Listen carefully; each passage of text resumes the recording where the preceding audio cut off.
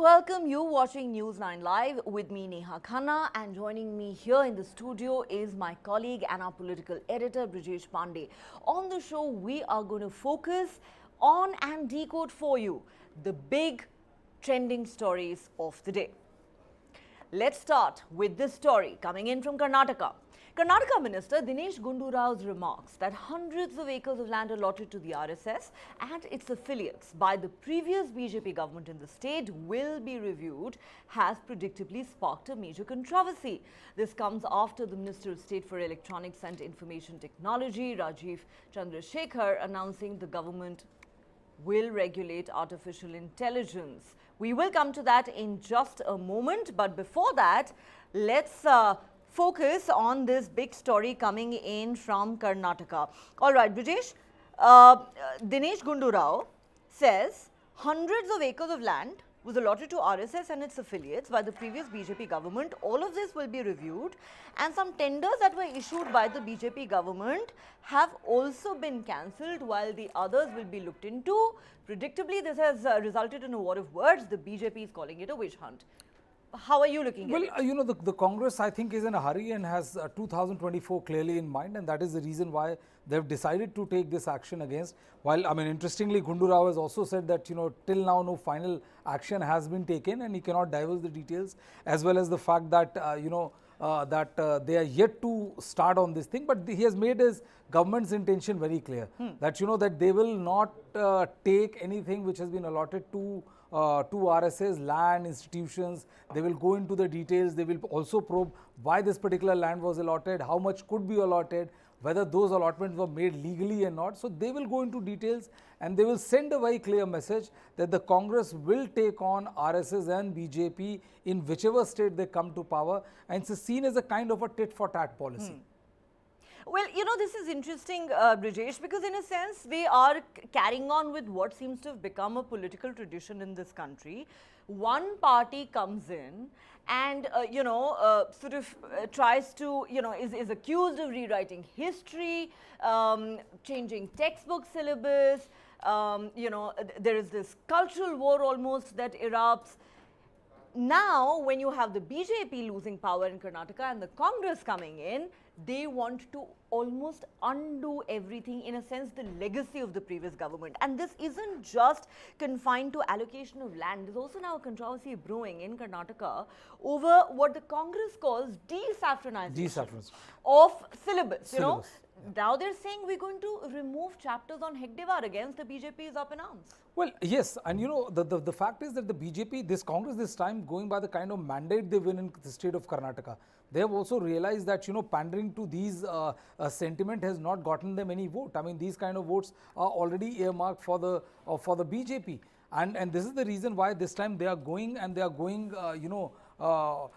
the lock, stock and barrel as far as taking on the BJP is concerned. Desaffranization of education or rewriting history is something which the Congress at the center has been talking about.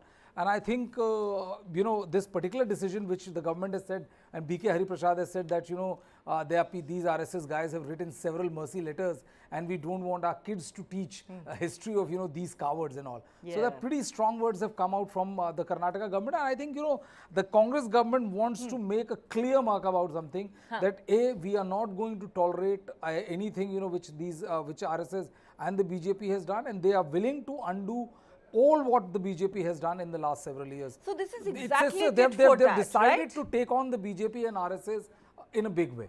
So, let's look at what's happened over the last few years. This isn't confined to the state of Karnataka alone.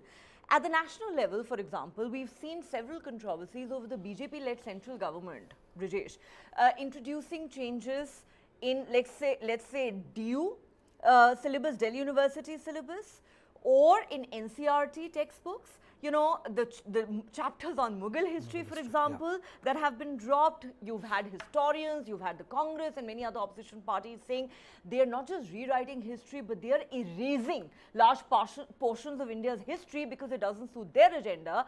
And then on the other hand, they want to eulogize people like Veer Savarkar. There was a huge controversy over Savarkar even on the day when India's new parliament was inaugurated by the Prime Minister. Well, as a famous saying goes that, whenever you are talking about the hunter and the hunted the hunter is take it with a pinch of salt, because it's the hunter which gets to write the history. Both sides are willing to, on a rewriting histories, like, my history is better than your history, kind of a spree, and wherever they are in power.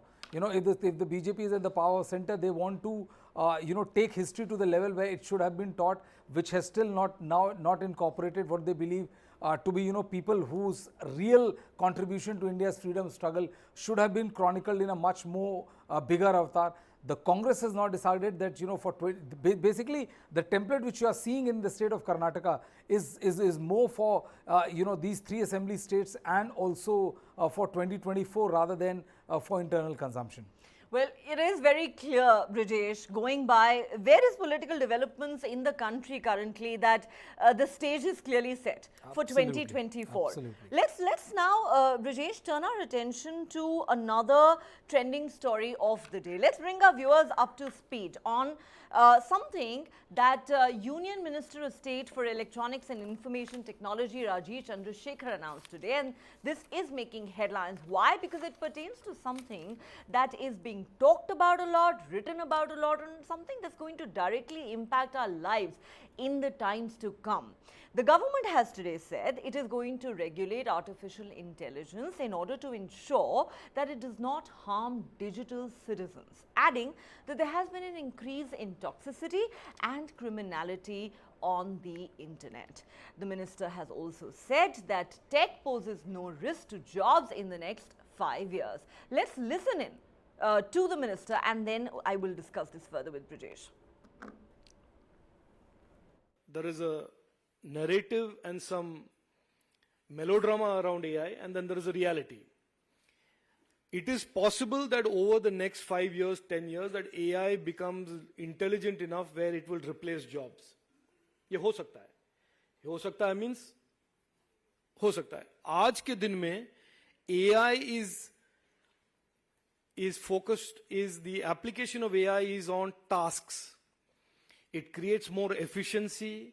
So of course, there is a possibility at very, very low levels of intelligence and repetitive tasking, it may replace jobs.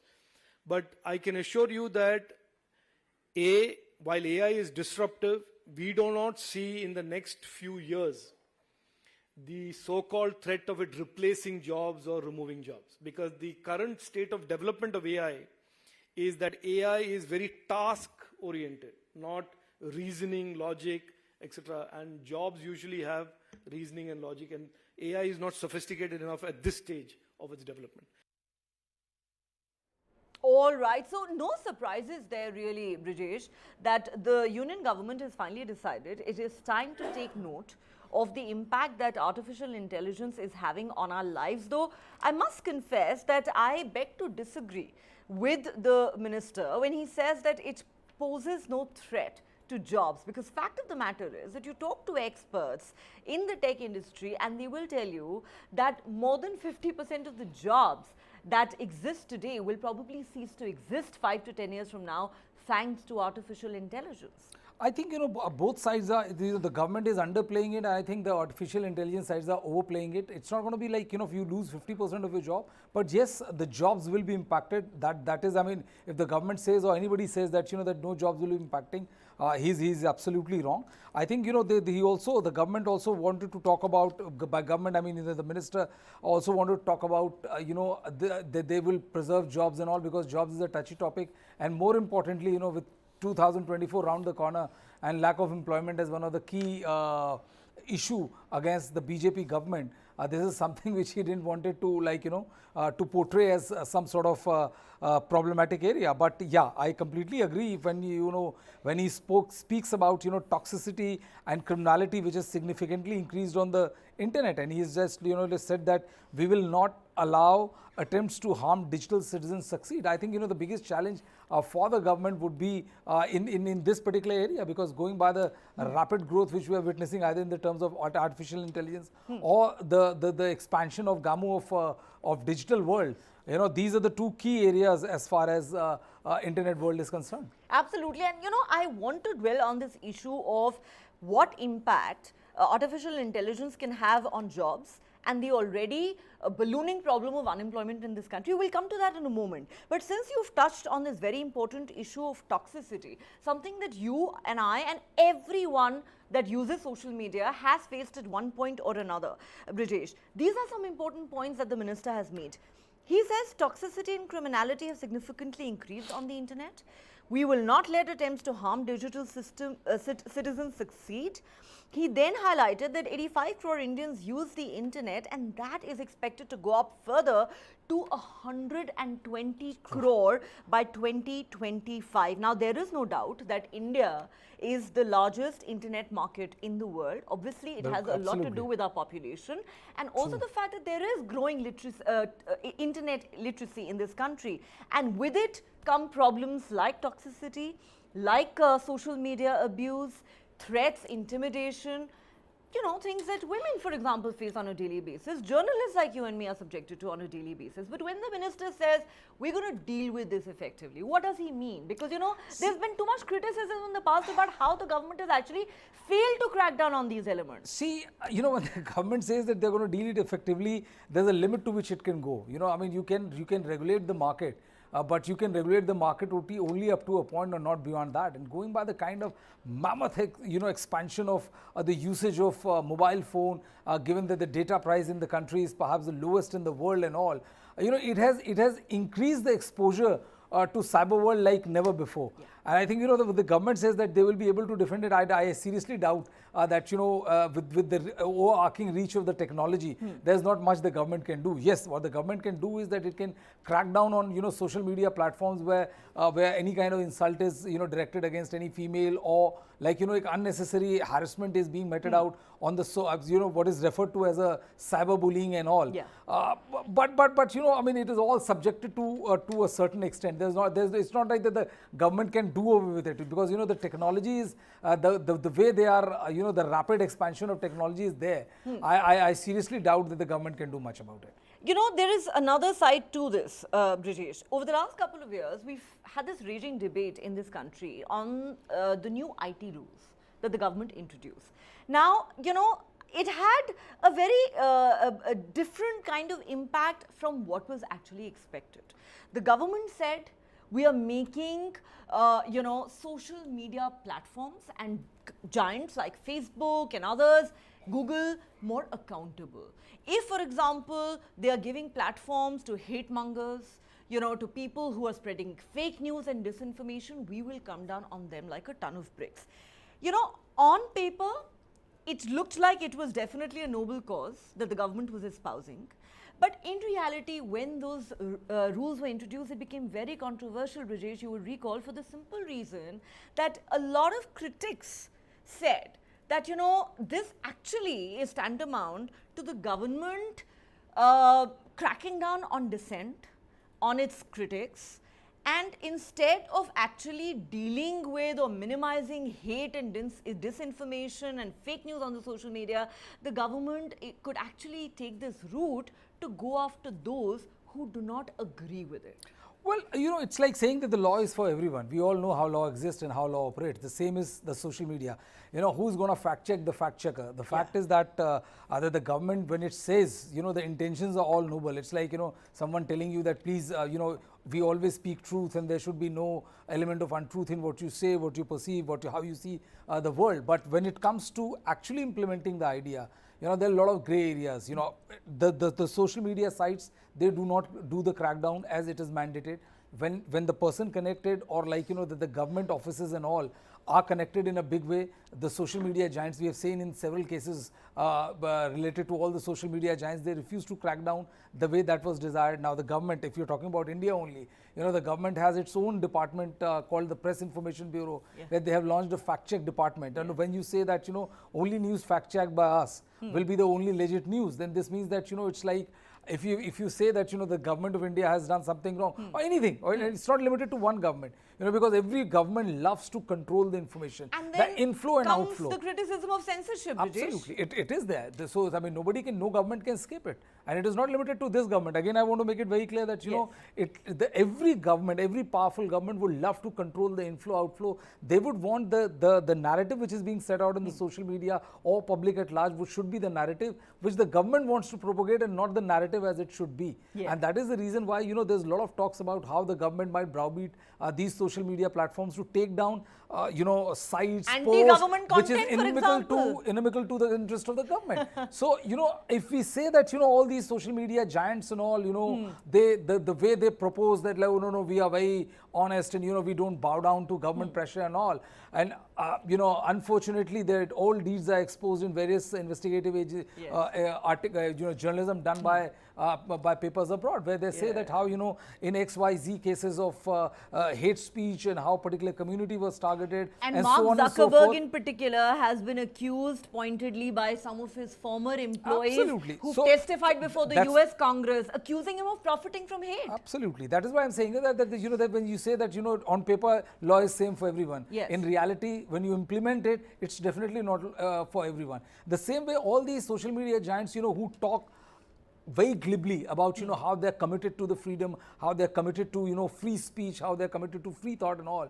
It's all basically addressing to mask the real design, and the real design is that whatever suits their purse, whatever makes them laugh all the way to the bank, they are more than happy to comply with the government of the day. We have seen how it pans out in India also. When it came to Twitter, we have seen how Twitter has responded when it came to them being taken to task in various other countries. Exactly. And then the reality is, of course, I mean, most of the time completely at variance with the way these tech giants tries to project themselves. Exactly. So, and the attempt of the government would be like the flip side is that now with the market.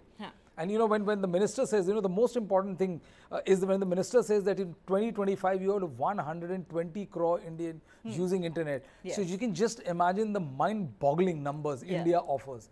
And that makes it such a lucrative market that all the talks of me committed to freedom speech takes a backseat. It's like me committed to super profit takes precedence over that. Because and commercial interests seem to trump everything, and there cannot be a bigger market than India today. I mean, China, in terms of its population, may have the numbers, though we've beaten them on that front also. But fact of the matter is that it's a very closed society. It's an authoritarian regime, and therefore, India, being the democracy that it is, it does continue to be the most attractive market for giants like Facebook and Google, which is why the government says you have to play the game by our rules. Absolutely. And you see, it always happens, we've seen all these giants, whether it's football making companies or various other companies, how when they talk about right and wrong and complete binary and all, somehow it doesn't translate the way they act. Exactly. And in the case of Facebook, we have seen that several exposes have been done about how they are somehow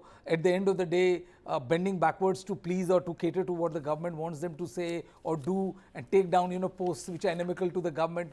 And also, I mean, all these are mere glib talks and all, and nothing more than that. And most of these people are more than happy to, to cater to the government or to the market. More than government, it's like catering to the market. They realize that, India is such a huge market that if they go against the government, any government of the day, it could be BJP, Congress, left, anybody. It hurts them financially. It hurts them they can't financially. afford to. Absolutely. So all the talks of, that's the reason I'm saying that all talks of how I'm committed to the free speech. Yes. It looks good in US, when your guy comes up suited, booted and, makes all the right kind of noises, only not to follow it. So but only like you in the said, letter, never in spirit. I agree, and like you said, it is actually US media itself which has been the first one to expose the hypocrisy of giants like Facebook on how nothing seems to matter to them beyond profits. Absolutely. But since our producers, Brajesh, are repeatedly playing AI shorts, I think it's only fair that we go back to discussing AI. Before I talk to you about what the minister said about artificial intelligence, come on, time for you to make a confession. When was the last time you used ChatGPT, and what did you use it for? Did you write a script, for example, using ChatGPT? Thank you so much for insulting me on air, but yes, no, I have not. I'm a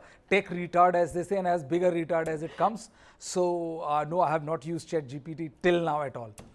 Well, that makes two of us. Whether anyone believes us or not, I don't know. But actually, you know, I'm not sure if that's such a good thing to say on air, because I think that makes us sound like dinosaurs, Brijesh, considering that, you know, it's hard to come across anyone who's not using ChatGPT these days. But on a serious note, Brijesh, OpenAI CEO Sam Altman met with Prime Minister Narendra Modi, you know, and, you know, he has said that India is going to play a big role in this AI revolution. And I don't think anybody doubts that. The Prime Minister has always, in a sense, expressed his willingness, his keenness to, you know, be a world leader who sort of, you know, encourages the tech sector, not just in India, but to invite global tech leaders to India, this, that, and the other. So going back to what, you know, the IT Minister, Rajiv Chandrasekhar, said today, he says AI poses no threat to jobs right now.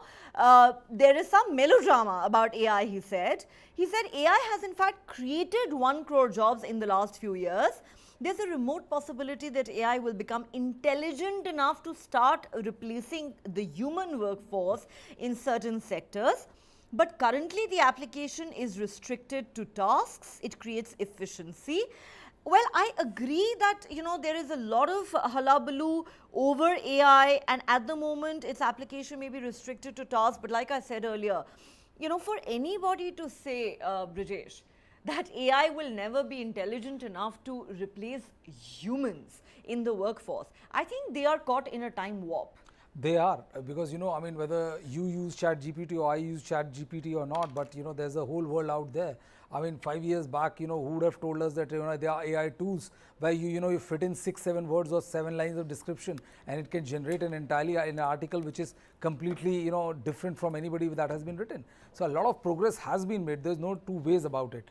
But you know, to the degree, it also depends on the degree of technological assimilation, you know, the country goes. So I think in most of these first world countries, the chances of people losing their job to AI will be far bigger than countries like India. I think it will be some time before we actually come to a situation where real people start losing job to artificial intelligence. That may be some way off, but you know, you would agree, Brijesh, that it's a matter of concern in a country where unemployment is already a huge challenge. Well, see, it's like saying that, you know, that computer would, it's the same kind of threat which says, you know, people said that, you know, when computer will come, it would eat into people's job. I mean, you know, there's no way you can escape that. Okay. It's like, you know, it's like behaving like an ostrich. There's no way, just by, you know, you taking care of your citizens doesn't mean that you're going to escape the AI route. It'll make your product so much overpriced and all that your economy will crash. So the integration will happen whether you like it or not, whether it creates job deficit or not, whether it creates more job or not. It's the inexorable march of technology. It is inevitable. It's inevitable. You cannot escape it. It is something as simple as the big reason why, you know, China overtook most of the people, most of the markets was not because it was cheap, but because it was, you know, it was constantly innovating itself. It was not like, you know, it was just making cheap jhalars and all. But so this constant innovation. Innovation is the name of the game, and as they say, shape up or ship out. And I think that is a reminder for journalists like you and me as well. Start using ChatGPT to write articles. At least start adapting to technology before your skills become completely outdated. We've got to upskill ourselves at every given point in time. All right, on that note, let's move on to the other big trending story of the day. Well, we are returning to what else but politics, which makes headlines every day in this country. So, this story comes from Maharashtra.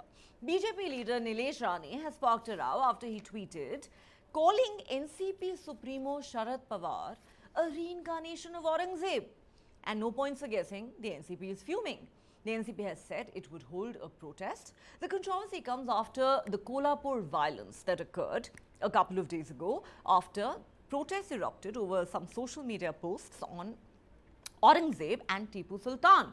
Meanwhile, Supriya Sule, the NCP Member of Parliament and daughter of Sharad Pawar, has actually said that her father is facing threats. Let's listen in to Supriya Sule. मेरे WhatsApp पे ये message आया है, उनको एक धमकी दी गई है, एक वेबसाइट से दी गई है और वैसी ही धमकी और भी इस रिलेटेड जो अकाउंट्स है इस पे आई है। तो मैं सिर्फ न्याय मांगने के लिए पुलिस के यहाँ आई हूँ और मेरी विनती रहेगी होम मिनिस्टर से, महाराष्ट्र के भी और देश के भी होम मिनिस्टर से, कि ऐसी जो हरकतें हो रही है ये गंदी घटिया राजनीति है और ये कहाँ भी रुकना चाहिए. Okay, Brijesh, I mean, this is obviously sad and serious and needs to be looked into if Mr. Pawar is indeed receiving threats. But, you know, this entire controversy over Aurangzeb, you know, even though elections in Maharashtra are still a year away and we know that all of this is usually politically motivated, but, you know, I can't help but wonder, Brijesh, that why does India of 2023 have to concern itself so much with the ghost of Aurangzeb? Why? It's like, you know, because you're never comfortable with the history. And when you're never comfortable with the history, what you do is that you try to create a new history. This is just an attempt to create a new history. And how do you create a new history which is palatable to your clientele? Is by demonizing the earlier history. This is exactly what is at play. And the fact is that, you know, what he said, that, you know, Pawar Sahib gets worried for Muslim community as the election approaches, I think it stands true for almost all the political parties. People start hitting out at, you know, the community because, you know, the election approaches. And I think, you know, they really want to make this an issue and drag the NCP as far as this, you know, the violence which was there in the kolhapur. And they feel that, you know, with these kind of taunting tweets, they will be in a position to drag Sharad Pawar by calling him the reincarnation of Aurangzeb. And it's a very interesting ploy by the BJP, but I refuse to believe that, you know, that the Sharad Pawar would get involved. But you know, the NCP has also already threatened that, you know, if the tweet doesn't get deleted in 24 hours, then they will start holding massive protests and all. So it's just like Jail Bharo Andolan. So it's like just like, I mean, you know, personally, after covering politics for such a long time, you know, it's just a political ploy from every side, you know, because every side stands to gain from it. You know, you get to polarize your own set of voters. The other side gets to polarize the other side of voters. You know, so the other side says, listen, we are all, you know, going to jail for who? For you. So, you know, basically it ends up turning into this a vicious circle of, you know, every side appeasing their own set of voters and making sure that, you know, they remain polarized enough to vote for them when the next election comes. You're right, Brijesh. This is a game that almost all political parties seem to play. And, you know, it would probably be all right as long as it was confined to just a war of words between political parties. However, the situation becomes dangerous, it becomes slippery, and it becomes serious when you witness the kind of violence that erupted in Sholapur a few days ago. What happened? Let's just give our viewers a little bit of background information. What are we playing out on our screens?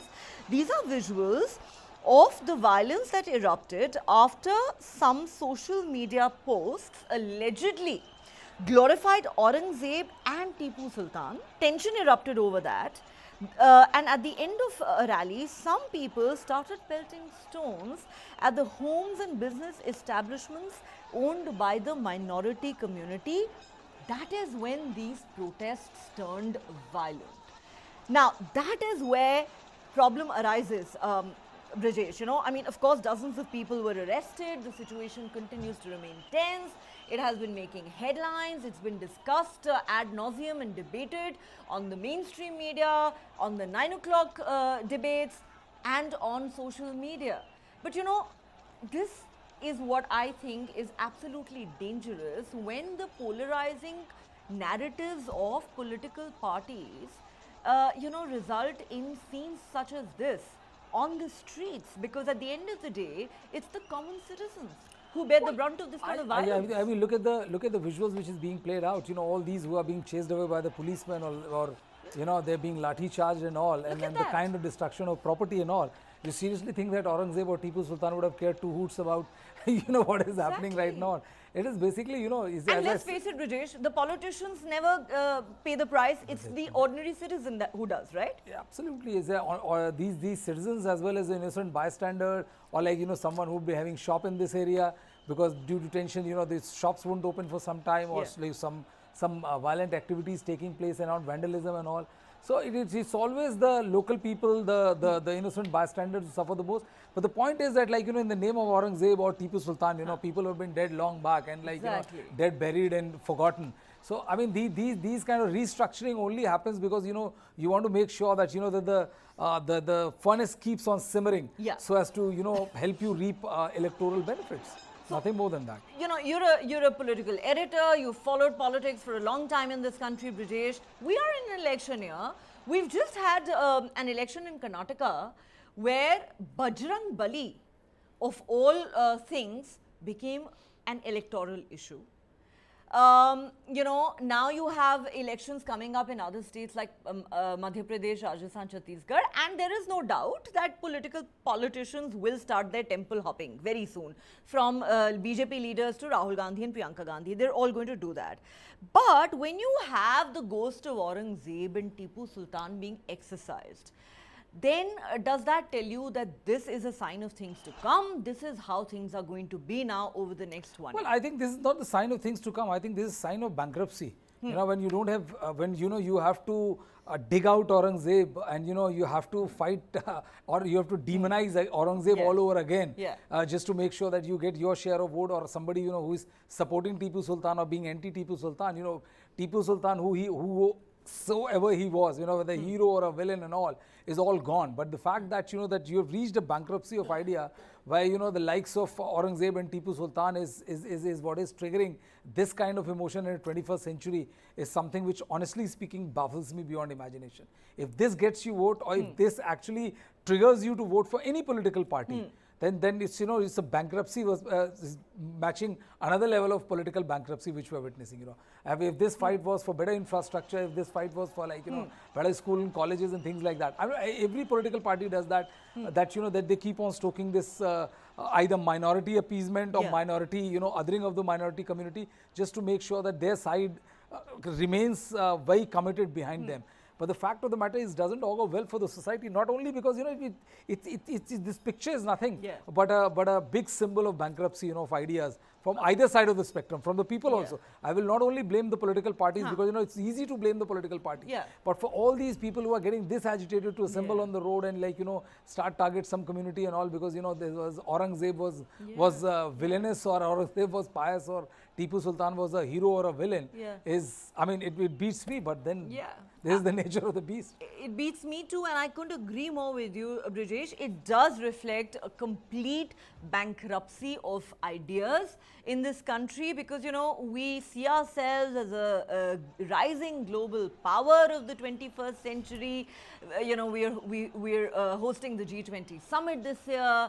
There is so much talk about how India needs to overtake China in the years ahead, and yet we, just can't seem to exercise the ghosts of the past. These demons keep coming back to haunt us, and these scenes are very, very worrying. It's a slippery slope because once situations such as this one get out of hand, the politicians usually sit at home and it's very interesting. It's like it's like when there were elections in Karnataka. What is very interesting is you were talking about Bajrang Bali, then everybody said no, I love Bajrang Bali, I respect him more than you do. Then the third person stands like, I go to Bajrang Bali temple every morning, evening and all. Correct. Yet Bengaluru, which was symbol of India's IT might and all, it's deep shambles. Yeah, exactly. And the fact that India's so-called Silicon Valley gets flooded every year during the monsoon. And then, when it comes flooding, then people say, oh my God, it is getting flooded. Shame on our politicians. Shame on this thing. I think it's the blame has to be 50 or more than that percent with the voters also. Why are they falling for these issues? Absolutely. And when will they start holding their politicians accountable? You get what you deserve. It's as simple as it. We get the politicians we deserve, right? Absolutely. But then, since you've talked about Karnataka, I want to talk to you a little bit more about Karnataka, because 1 year ahead of the Karnataka Assembly election, there were huge controversies over very polarizing issues such as hijab and halal, and there were calls by some Hindu right-wing groups for even an economic boycott of the Muslim community. Closer to the election, yes, BJP leaders, who at that time were very vocal, tried to distance themselves from this issue, especially leaders like B.S. Yediyurappa. But, in the dying overs of the match, if I may put it that way, the issue of Bajrang Bali came up suddenly. And everybody thought, okay, now once again we're going to see major polarization of votes happening, and is the BJP going to be able to turn the game around? Actually, it failed to do that, Brijesh. Well, do you think that is an instructive case for us? No, that's definitely not an instructive case. We are just reading too much into it. I think the interesting part was before that. When B.S. Yedurappa and Basavaraj Bommai, he was asked in a private TV channel's program. He said, no, BJP doesn't believe in hijab and halal. Basically, the reason why they were distancing themselves was not because there was a sudden change of heart. The reason they were distancing themselves was because those issues was not finding the kind of currency it found at that point of time. Yes. If the issue was finding currency, trust me, there would have been the biggest issue as far as fighting election is concerned. The Bajrang Bali, Bajrang Dal controversy was like, was a last ditch attempt, and that is the reason it failed to manifest itself in a electoral change of fortune as far as the BJP is concerned. But if this would have happened, say, a couple of months before, you cannot be so sure about that it wouldn't have worked at all. Because, people say that it doesn't work in their state. And, I've seen people from Karnataka being very, very happy about the fact that, we are not like north of India's and all. But unfortunately, But this is the same state which fights every year over Tipu Sultan's birth anniversary and whether it should be celebrated or not. That is what I'm saying, that the reason was it was too close to for comfort. Otherwise, if the time was of like, 1.5 months or something like that, you would never be sure whether BJP would have taken a good advantage as far as this Bajrang Bali, Bajrang Dal controversy. Okay, and also coming back to what's happening in Maharashtra with NCP Supremo Sharad Pawar in a sense wading into this raging controversy and debate, and Supriya Sule saying he's getting threats, this, that and the other. As usual, there are two sides to it. There is the Sangh Parivar, which seems to be sort of batting for those who've, sort of criticized this glorification of Aurangzeb. On the other hand, people like Sharad Pawar are being accused once again of minority appeasement. How do you really see this playing out in Maharashtra politics? And, we're talking about a politician, Brijesh, who clearly is, I think it'll be safe to say, one of the most, if not the most astute politician in this country. Oh, by a mile. And I think, basically, see, these all what these leaders do is that they try to box somebody in a very uncomfortable position. Yeah. By accusing you of minority appeasement, basically I'm sending a signal to my co-voters that, that this guy is indulging appeasement. I'm the one, who's going to be your original, being the hardcore Hindutva symbol and all. And I don't think that that this is something which is Rane would be able to take on Sharad Pawar. Sharad Pawar is too old in hand and too bright a mind, I think, to fall for this. And the NCP also knows, with Shiv Sena and the Mahavikas Aghadi and the kind of positive feedback which they're getting on the ground, because it's been aired by several television channels. So does this then work to their advantage as well, Brijesh? It could. Why not? It could, because, the othering also helps, like, there were many people, there was also very interesting since you discussed Karnataka, there were also some, many people felt angry at Congress that, why did your, the Ghoshna Patra had a reference to PFI and Bajrang Dal. But then many people said that, that you could never be sure that, like, how this ensured that there was a decent enough mobilization of the minority community to go ahead and vote for the Congress party. Yes. Because, they were talking of banning Bajrang Dal and all. So, yes. You never know how these things work and all.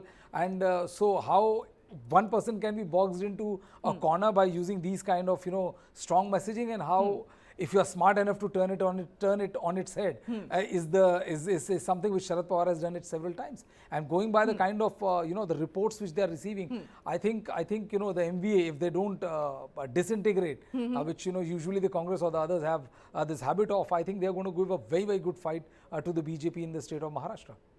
Okay, that is very interesting because Maharashtra elections are due next year. Absolutely. As is the general election. But look into the crystal ball for us, Brijesh. There are many who've said that despite its resounding defeat in Karnataka, the BJP can only be expected to double down on its Hindutva agenda, whether it is ahead of the other state assembly elections or the general election in 2024. Do you believe that after 2 consecutive terms in power, the BJP government at the centre is likely to go back to the voters more with its report card, talking about its performance, its track record, what it has done for the people in the country, Or are we going to see these kind of emotive issues and communally sensitive and polarizing issues being whipped up time and again in the run-up to the 2024 election? It's going to be a mixed bag of all. And then there are times, you have to understand that politicians are very, very smart. It all depends on how politically astute you are. I'll give you an example. In the Uttar Pradesh election, it was Akhilesh Yadav who first gave the moniker Bulldozer Baba. Yes. And how the BJP turned it around so brilliantly for their own, for their cadre, for their messaging. Wasn't it a runaway hit for the BJP? Now the bulldozer is synonymous with the tough law and order stand, or the tough stand which the Yogi government takes on law and order situation in the state of Uttar Pradesh. It has basically become their real symbol as far as their fight against this law, or their tough stand on law and order is concerned. See, the point is that the critics would say it's been targeted at one community, correct? Well, the critics may say whatever they want to, they're not entirely wrong. But the fact of the matter is that, when you're playing cricket, you have to play by the rules of cricket. The thing with democracy is that you have to win X number of votes to get into power. That symbol is giving them this much of votes. So either you change democracy, or how you vote, or how you elect a government, that is the way it is going to be done. And they are reaping maximum benefit. The problem with opposition is that that they are not able to be as nimble-footed as the BJP is being. They lost Karnataka. What happened immediately after that? Yesterday we discussed about this organizers' article on how Modi plus hardcore Hindutva is not going to win you. It's not going to be ideological glue strong enough for you to win. So what did they do? Find that regional strong leader. All of a sudden you saw this meeting of Vasundhara Raje with BL Santosh signaling that that BJP is more than willing to accommodate Vasundhara Raje as they face as far as Rajasthan election is concerned. Right. So the tragedy is not in losing. The tragedy is that not learning from their losses. BJP learns from its losses, and that's why there have been a formidable political opponents as far as since 2014 is concerned. They have lost elections, but trust me, they'll learn more than their losses than many other political parties have done. So, Bulldozer Baba continues to be a runaway hit for the BJP in the most important political state in this country, Uttar Pradesh, which the party has won decisively in the last 2 consecutive elections, and this is the state that sends the most MPs to parliament. Absolutely. From 2000, see, the point is that you have to also understand, how it's a winning formula. How important a symbol becomes. When we were covering this UP election, after the victory, post outside Vidhan Sabha, the maximum number of supporters came in a bulldozer. And they were there singing, dancing, chanting slogans and all, standing at top of the bulldozer. Yeah. And after that, bulldozer became such a big symbol for the BJP that the lotus, which is their party symbol, now dwarfs in comparison to bulldozer. To the bulldozer. And they might as well change their party symbol. It became such a runaway hit. As these movies become. That, you have to come up with sequel. So you have a Shivraj Singh Chauhan saying that, oh, I will demolish all the houses in bulldozer. So from bulldozer Baba, there was talk of bulldozer Mama. So that's what I'm saying. That they're smart to turn these narratives in their favor.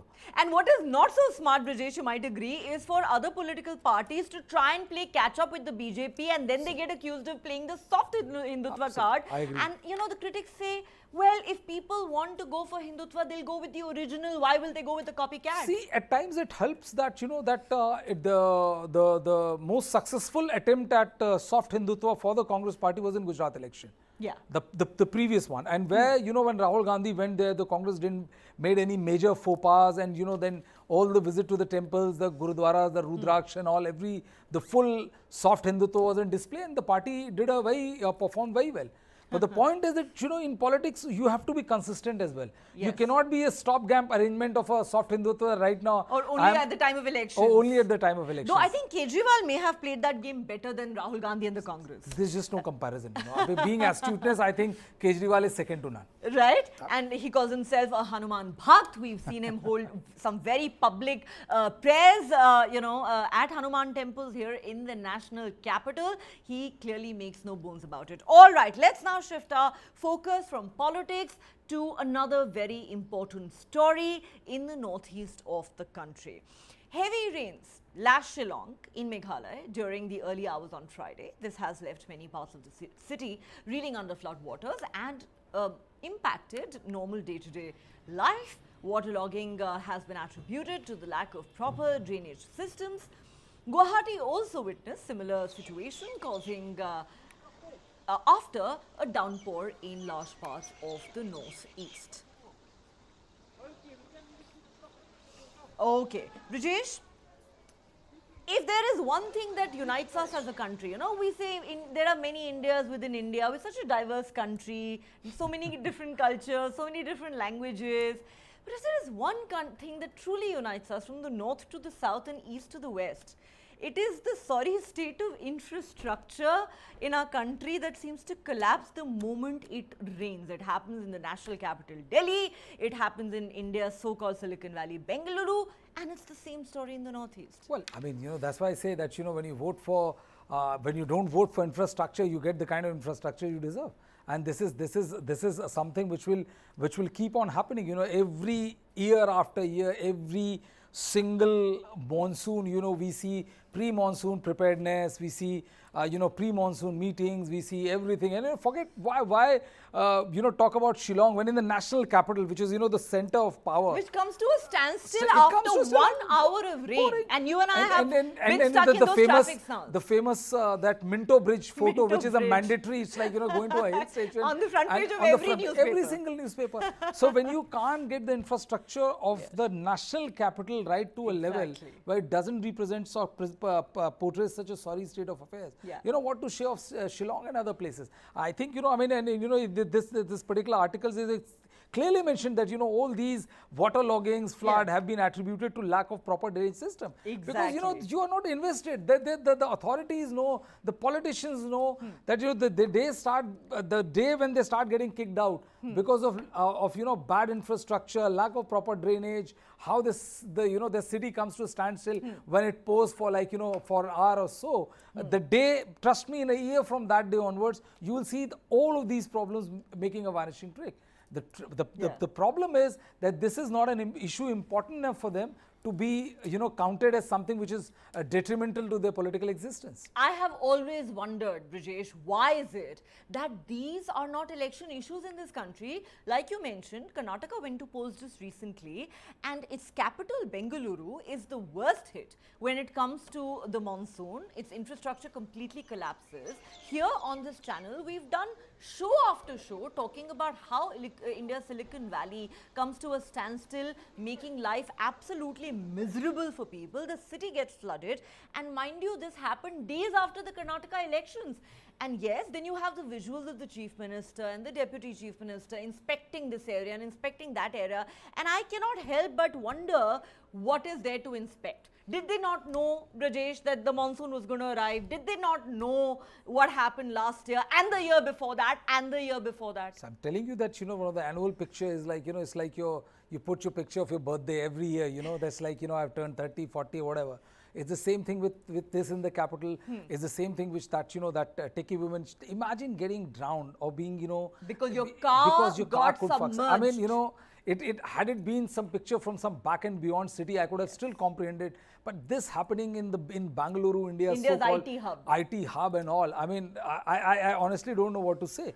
And yet, you know, year after year, the issues which will dominate your narrative is going to be, you know, whether you went to the right mutt or not, whether you got your caste calculations right or not, whether you have got your deities or whether you are still upset about Aurangzeb or not. So, I was going to say that.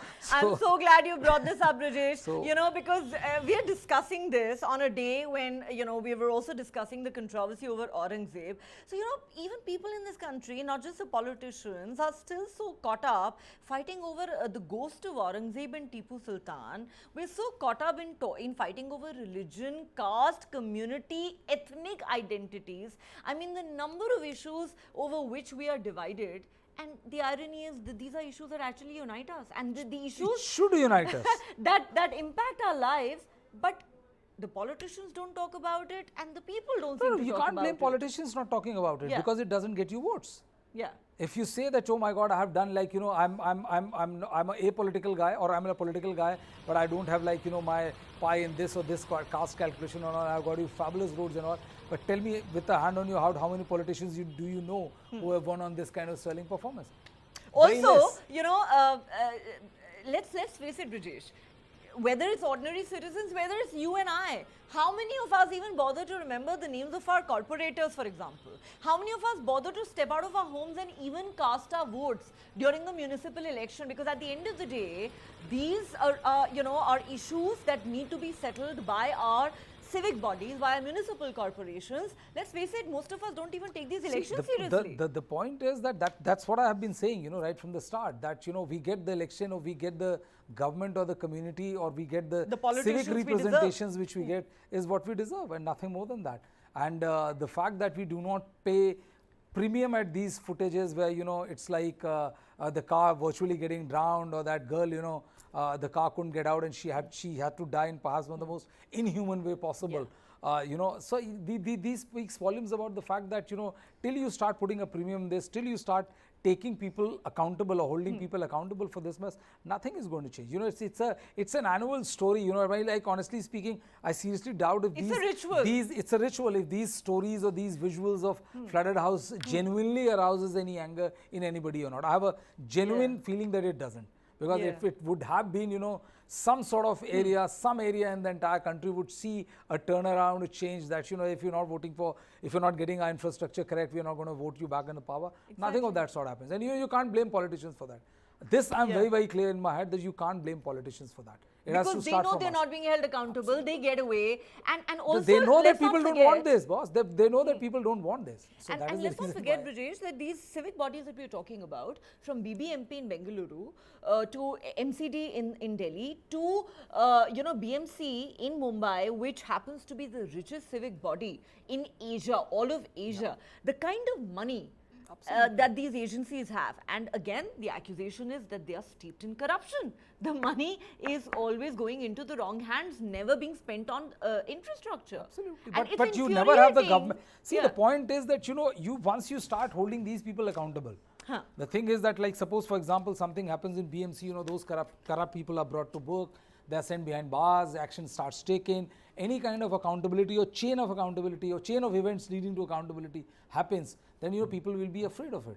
But the point is that it doesn't happen. Behind the photo ops and all, like, some poor guy getting suspended. It's like, that the shootout which happened in Lucknow, 6 constables suspended. So as long as you keep getting the constables suspended, nothing is going to change till one IPS gets behind bar or gets sacked for this. And then you see the kind of change that happens. So until unless you start getting the big babus start getting, being held accountable for the mess. I mean, you can keep on suspending the J's and the A's of the world without any change as far as the infrastructural. And I'm sorry to say this, I mean, as much as politicians in this country are reviled, Brajesh, at least they have to go back to the electorate every 5 years. Absolutely. Babus seem to have no accountability in this country. But that is the reason why, when people love to blame politicians for everything, I say that, politicians has to pass an examination every 5 years. Yeah. They are being held accountable. There have been people who have been in power for like God knows how many years, but those very people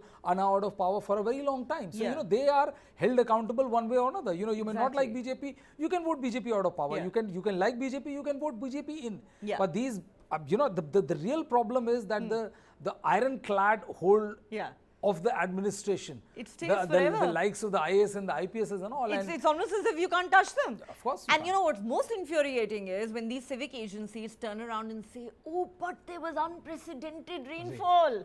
Every year there is unprecedented rainfall. Like, we didn't know it was going to rain. Like, we didn't know that we hadn't done desilting of our stormwater drains. Yes, thousands and thousands of rupees are allocated every year in budgets, but it all remains on paper. Where does this money actually go? I think we'll be safe to say quite literally down the drains. Okay, with that, my director tells me we're completely out of time. But Brajesh, thank you so much. It's been a pleasure discussing with you the big trending stories of the day. Thanks very much to the viewers for watching. Join us again next week as we bring you the top trending stories of the day every day right here on News9 Live.